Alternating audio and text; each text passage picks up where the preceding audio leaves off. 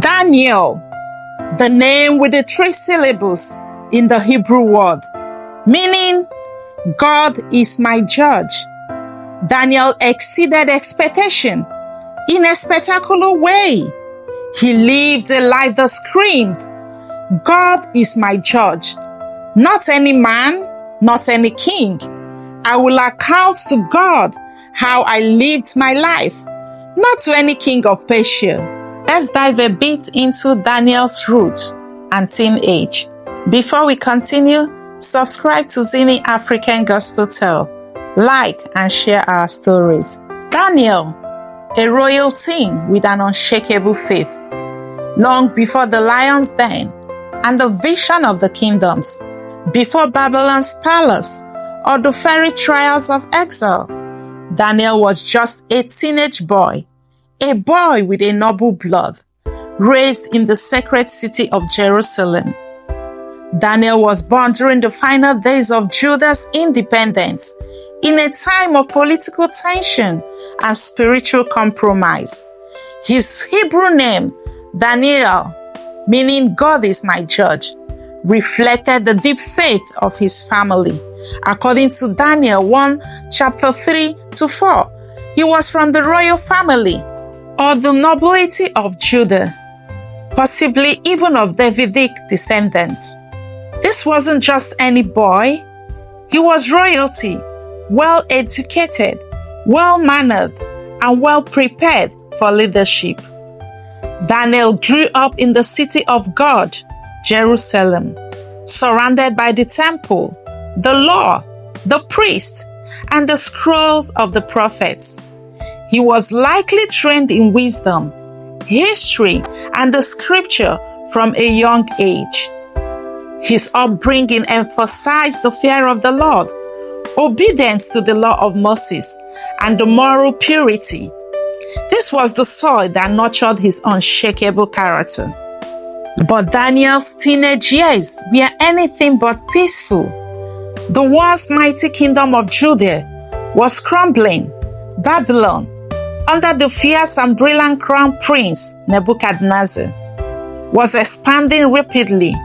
King Jehoiakim of Judah had turned away from God, and the nation followed. The prophets like Jeremiah warned of judgment, but few listened. And then it happened. In 605 BC, during Daniel's teenage years, Nebuchadnezzar besieged Jerusalem. It was the first of several waves of Babylonian invasion. In this first deportation, the Babylonians didn't destroy the city. Instead, they took the best and the brightest young men from noble families back to Babylon. Daniel was one of them. Can you imagine? One day, he was walking through the sunlight courtyard of the temple, listening to the Levites sing psalms. The next, he was a captive in chain, marching across the desert to a foreign land filled with idols, strange language, and a king who thought he was a god. What's remarkable in that Daniel's resolve didn't start in Babylon. It began in Jerusalem. The purity, the discipline, and the wisdom he displayed in captivity were the fruit of his early training and deep personal convictions. Though young, Daniel was already a man of devotion. His refusal to defile himself with the king's food in Daniel chapter 1 verse 8 wasn't a new decision. It was the continuation of a lifestyle of holiness. Even in Babylon, surrounded by luxury and pressure, he remembered who he was and whose he was. Daniel wasn't just a wise court official or a prophet of dreams. He was a teenager who chose righteousness when everything around him said compromise. Daniel was chosen, along other young men, to serve in the king's palace.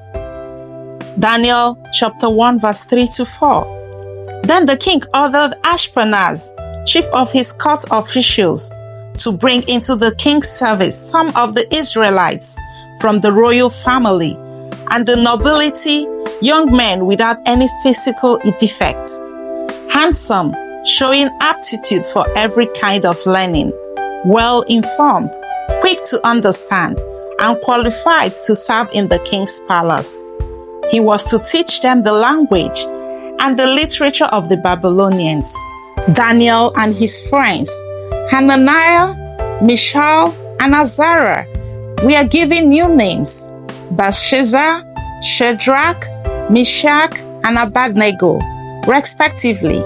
They were to be trained in the ways of the Babylonians and feed from the king's table. However, Daniel resolved not to defile himself with the royal food and wine, possibly because it was offered to idols. Daniel chapter 1 verse 8. But Daniel resolved not to defile himself with the royal food and the wine, and he asked the chief official for a permission not to defile himself this way. Daniel proposed a test.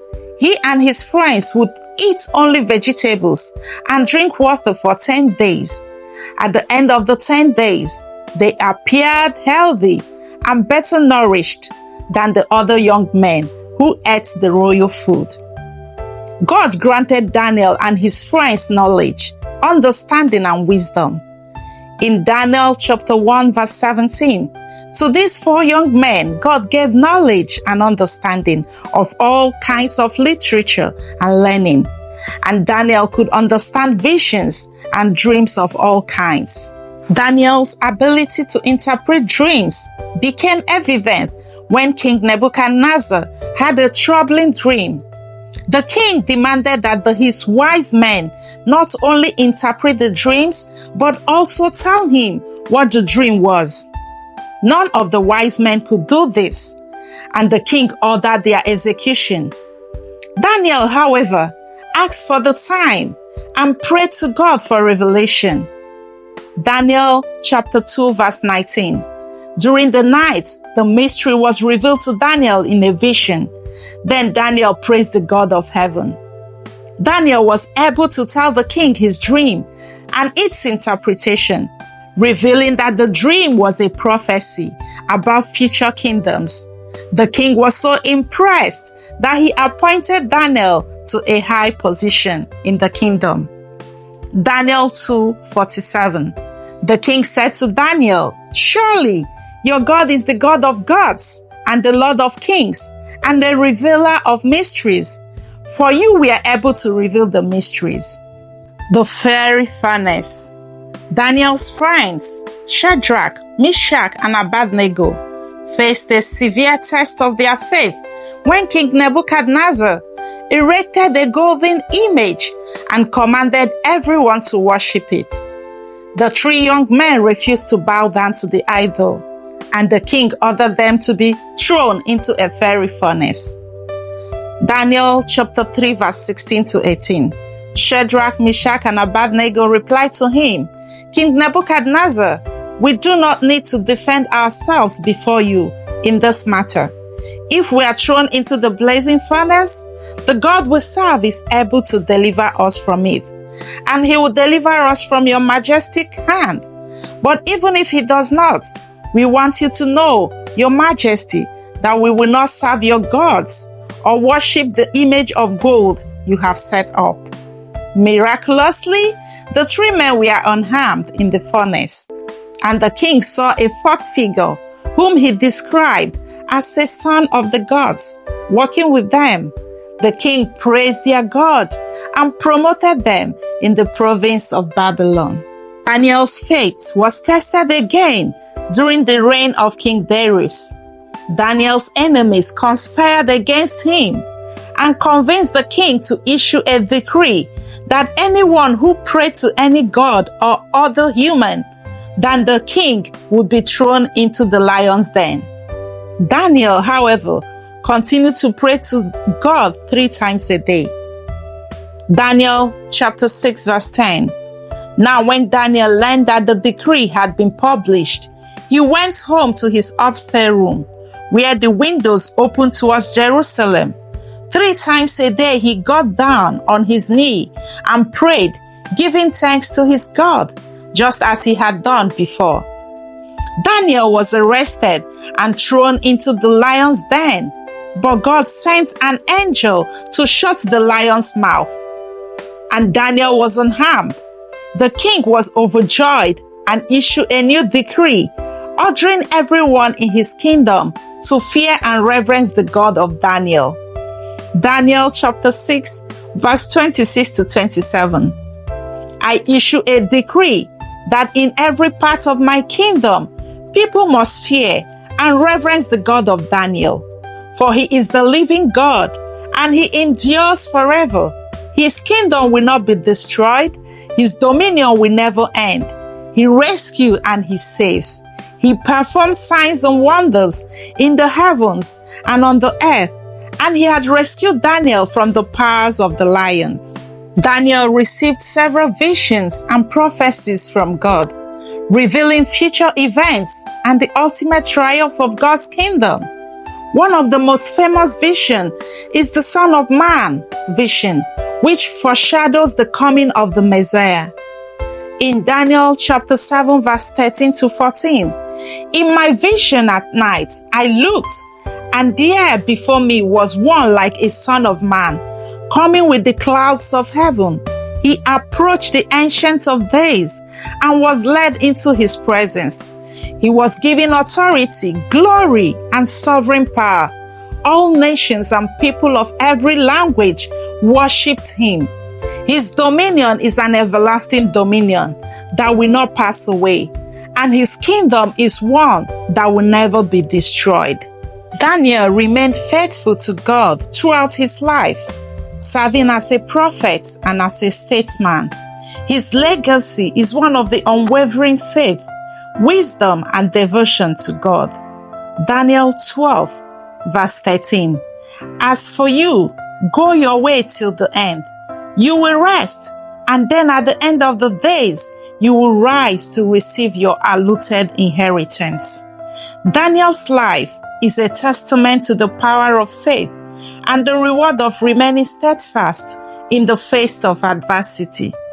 His story continues to inspire and encourage believers to this day, because Daniel's story doesn't end in the lion's den or in the courts of the Babylon or even in the vision of the future kingdoms. It ends in the quiet echo of faithfulness that outlived empires. He outlasted kings. He outlived regions. He remained unbent when others bowed, while Babylon rose and fell, and Persia took the throne. Daniel kept praying 3 times a day. Window opened, face towards Jerusalem, heart towards God. He never returned to his homeland. He never saw the temple rebuilt. He never stood again on the soil of Judah. But he lived with purpose in a foreign land, and he died with his integrity, his God, and his destiny intact. Daniel's story still matters because in a world that demands compromise, he chose conviction. In a land of idols and power games, he chose prayer and purity. And in the face of death, he chose faith over fear. Daniel was not just a dream interpreter. He was a dreamer of God's promises. He wasn't just a survivor. He was a kingdom ambassador in exile, a light in the darkness, a voice that whispered, God is still in control. We can learn from the story of Daniel that you can be faithful in the fire and come out without a single burn. You can pray when it's dangerous, and heaven will send angels. You can stand alone and still stand with God.